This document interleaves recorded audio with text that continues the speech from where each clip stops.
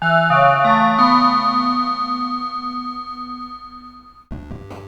it's Efruit Eater. How's it going today? Some of my favorite systems to collect for are the PlayStation 1 and PlayStation 2. I'm going to tell you some of my tips and tricks on collecting for these consoles. First off, you're probably going to want to know what games you want to buy, because there are around 2,000 games for each of these consoles. I think there are a little more than that for PS2, and maybe a little less than that for PS1. But once you know some games you're going to collect for, take a look, around you, see if there's any local retro game places. Take a look at thrift stores, maybe antique stores or pawn shops, any sort of like secondhand electronic stores. Those are all good places to look. And I guess GameStop now is taking retro games. It's taking retro games too. So when you find the game you're looking for, take a look at it. Well, is there anything missing? Right, this is missing the booklet, the instruction manual. It does have the back cover art though, which is good, but it might be hard to come by the instruction manual. So take a look on eBay or Amazon or, Facebook groups you might be part of. See if you can find that manual and possibly get this if it's a good deal. This one's also cracked. The case is also cracked, so that's not ideal in my opinion, because these jewel cases are kind of annoying to come by. The original PlayStation jewel cases are actually pretty tough. So if you buy like standard jewel cases at the store, a lot of times they don't have the transparent tray, or they're not as strong, or they're like slightly different, the spindle, which I wanted to be like perfect. So those are all kind of issues for me. It's not a huge deal, but that's a thing. Now let's say you do find the game. Oh, it has the manual, right? But when we open it up, we can see that the manual is pretty much empty. This was formerly a rental game, so for whatever reason they would rip the manuals out of these. I guess so kids wouldn't steal them or something. I don't know. Probably maybe so they could write their own description of the game. I don't know, but check to see that the manual's there in full capacity. And also, this is going to be pretty obvious, but if you take a look at this, there's no black bar here because there's no back cover art.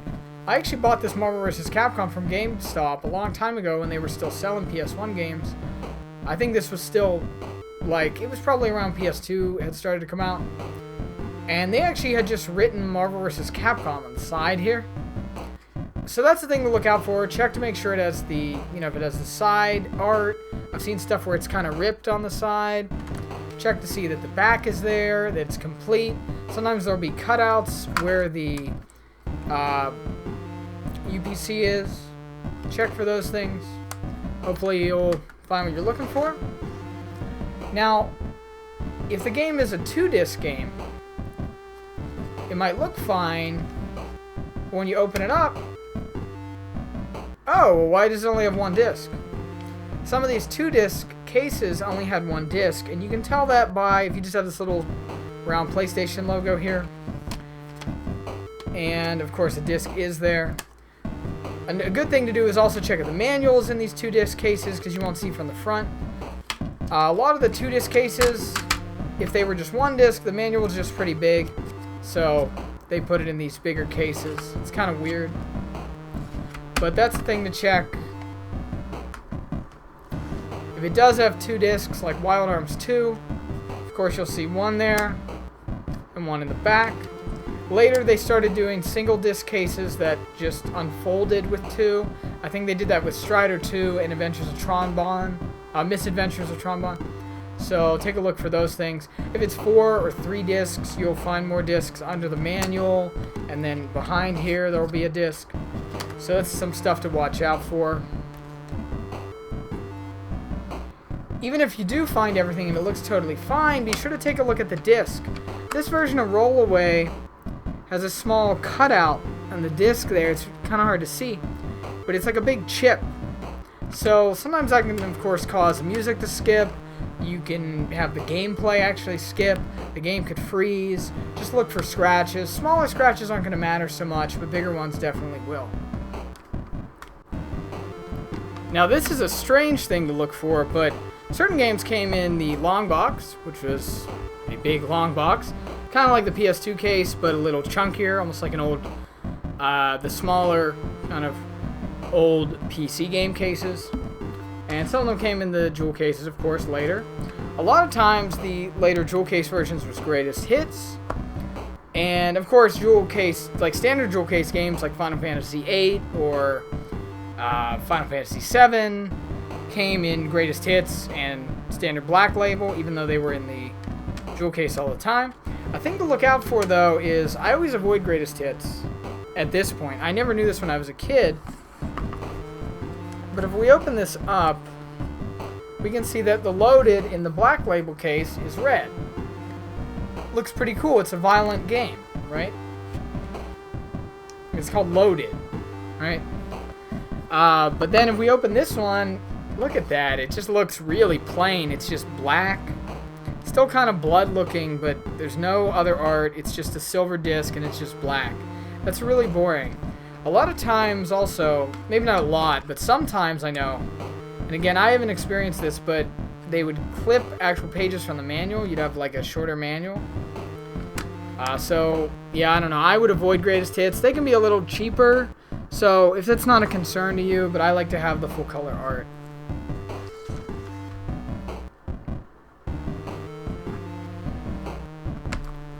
Now, going back to PlayStation long box games, here's a few I have. And I'm going to tell you about a couple things to look out for. First off, there's 3 different types of long box cases. There are these ones that are like a big jewel case. These are pretty cool, I think, but they're a little fragile. Sometimes you'll open it up and you'll find that the case is actually broken. This one, of course, the bottom is broken there. Also, if they had multiple discs, they would just sort of do this, where they would place the discs here in these little paper sleeves, and they would hold on with these little cutouts. So make sure they have the little sleeves, because if they don't, you're just going to have discs kind of rubbing against each other. Yeah, this game was pretty cheap for what it is, so it was worth it. But these cases are pretty hard to find unless you buy cheaper games with the cases. So I would try to get the case complete if you do. Sometimes you'll find little cracks, like on this WrestleMania game. I don't mind these so much, but I do try to avoid them. Sometimes you'll find huge cracks across the front. This has a tiny crack here. I always look for the original stickers that might have been on the cases, though. These are kind of fun. This is not a 2-disc game, just one there. Always open them up, check the manual. Sometimes you'll even have pages stuck together in the manual, so I'd always take a look at that, see if the pages are all there, if they're stuck together. I've had some issues with that before. Now, the 2 other cases that the long box games came in were this kind of like cardboard case, which can get easily like nicked. This you just open up and there's a manual in there. There will be this little black thing that can come loose, but you can just glue it back on. And like I said, this one can get kind of beat up and scratched up because it's just cardboard. It is pretty tough cardboard, but watch out for that. Then they also made this kind of intermediate type of game case, which was like a black plastic with this label stuck on. A lot of times these labels will come off. They'll come up at the top or on the spine here. But you can glue them black on with craft glue, and it's not so bad then. There you go. They have some cool art behind here, so it's always important to look to make sure the manual is in, because sometimes you can miss it if you just see this image here.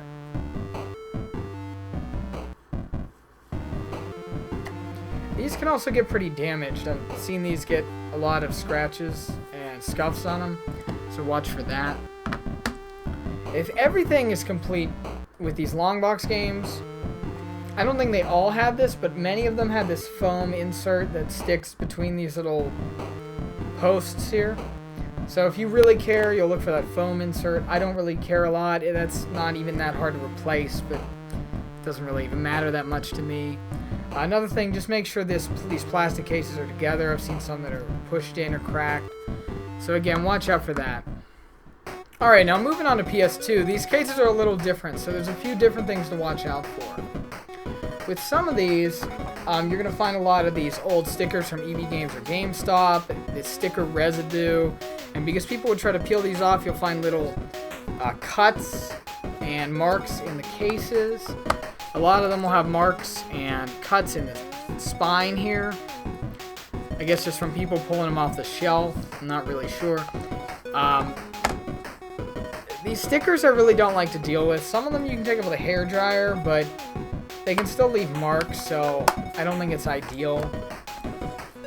Sometimes when you buy the case, you won't notice something like this crack here. This game I actually dropped on the ground, it broke, but that's the thing to watch out for. You might have a crack like that, or you might even have a smaller crack like in this, the top part here. Normally it looks like that. Instead it's just missing there, so that's cracked. Sometimes also you're going to buy the game and you're going to open the case up and it's the wrong type of case. A normal PS2 case has a kind of navy tint to it, and they mostly look like this with the memory card holder and this little like triangle spindle. This one isn't a generic DVD case. It smells bad. You can smell the plastic. It's black instead of navy blue, and it has this really ugly spindle. Some of the other spindles look like a little wave, and the other cases that didn't have the memory card holder just said PlayStation 2 at the top. A few other things to watch out for. When you open it up, sometimes the manual's gone, so make sure to open it up.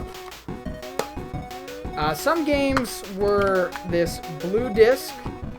This is a standard CD. These don't work on all PS2 consoles, so watch out for that. There's not much you can do about that because just certain games were like that. Certain games used the DVD format, which was a gold color. Let me see if, like this.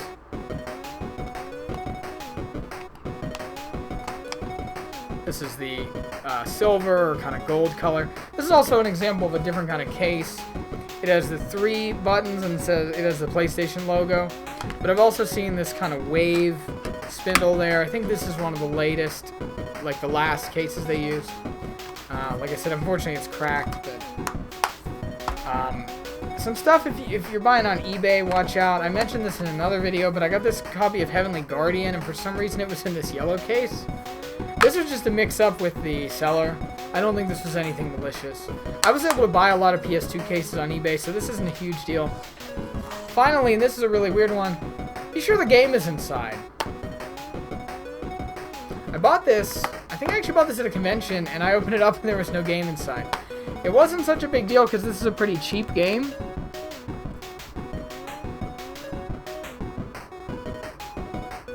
So I was able to get another one, but just, just be alert for that type of thing. Sometimes the game isn't in there, so take a look at that. Now, a helpful thing with some of the games, if you're wondering if it uses certain controllers, take a look at the back. You have different symbols here, vibration function, memory card blocks, players. Sometimes they'll list different types of controllers if you're looking to be able to use a gun con, or in this case, the mouse. So take a look for those types of things. Some games, such as Ape Escape, require the use of the dual analog controller. Finally, if you're going to try to play import games, such as Policenauts, this is a Japanese game. It has a white spine here. If you're trying to collect these, be sure to look out, if you care about this, these would come with what they call a spine card.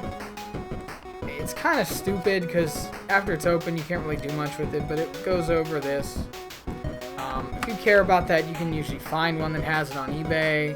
They're a little more expensive, and it's honestly not that interesting. So check for the spine card. And also, like I said, if it is white, it is Japanese. If it's PAL, it'll have a logo at the bottom. If you're in America, obviously you can't play those, but if you get a thing like this, the PSX Change 2, or you can use mod chips on your console, but that, I guess there's some anti-mod technology. You'll be able to play these with this. Finally, of course, there's also other stuff that came with games sometimes. Registration cards. Sometimes there was little tip cards. There's a version of Street Fighter EX plus Alpha that came with a phone card. So if you care about that, just know what's in the case, know what's supposed to be in there. There are some games like Arc the Lad Collection or Lunar, which came with a lot of little figures or with special like pieces of jewelry, maps and things like that with Alundra. So take a look out for those types of things. And finally, you know, just have fun and happy collecting. See you later. Have a good one.